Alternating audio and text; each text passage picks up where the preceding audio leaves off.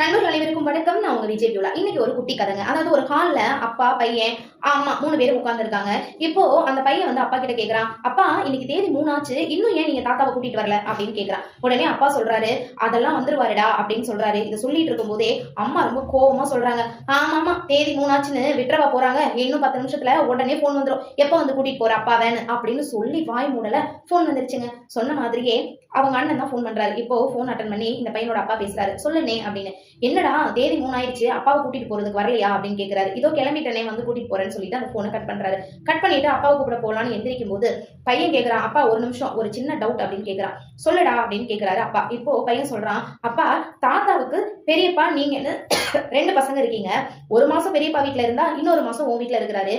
ஆனா உங்களுக்கு நான் ஒரே ஒரு பையன், ஒரு மாசம் என் வீட்டுல இருந்துக்குவீங்க, அடுத்த மாசம் யார் வீட்டுக்கு போவீங்க அப்படின்னு கேட்டிருக்கான். இந்த கேள்வி அந்த அப்பாவை பலார்னு அரைஞ்ச மாதிரி இருந்துச்சான்.